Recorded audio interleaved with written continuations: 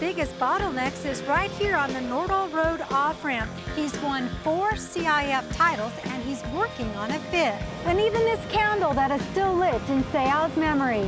I caught up with Vasco to get the inside scoop on this mighty Sun Devil. Backpacks, sleeping bags, and toiletries. Front Porch Live starts right now. Developers want to build new apartments in a spot like this, but the Planning Commission says the new apartments must look as good as this one. During construction, crews will close the freeway at night and reroute it up the on-ramp and down the off-ramp between 10 p.m. and 5 a.m. Taking household items like scraps and paper materials, put it into compost like this one, and later turn it into rich soil. Rancho Bernardo behind me has won 8 of the last 9 meetings between the two schools. How did this game go? Let's roll those highlights.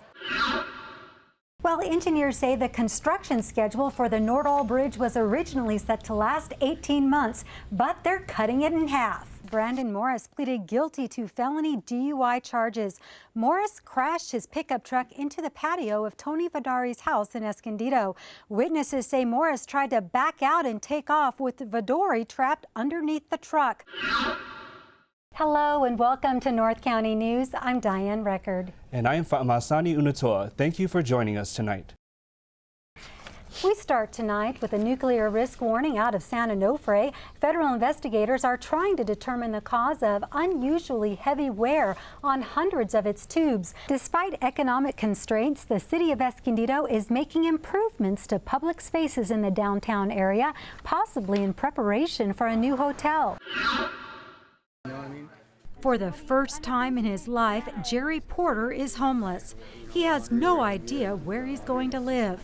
The temporary shelter at the Salvation Army has been home for the winter. He had dinner there every night, but now it's going to be tough. This guy's got a tent over here. He offered me to stay in his tent, but that's only temporary. The police can come by any time and tear it down. So you can't really leave your belongings, what you have. It's your life in your bag. Jerry became homeless 6 months ago. He lost his plumbing job, his house foreclosed, and then his unemployment ran out. You know, it really comes to a point where you're just thinking about suicide. I mean, sometimes, it's like you're just thinking, is this living?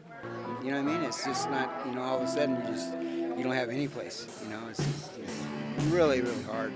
Even though the people here aren't sure where they're headed, the Salvation Army is providing them with brand new backpacks, sleeping bags, and toiletries, all donated by local churches and organizations. Jesus Gonzalez can't wait for the day when he doesn't have to sleep in his clothes. He dreams about making salmon dinners. He's relieved he's found a garage to move into. And it's in an alley, and it's detached from a house, but I have access to a bathroom, and it's got electricity, and it's been sort of, set up. It's drywalled on the inside, so it's not entirely a bare, cold box. I'll make it work.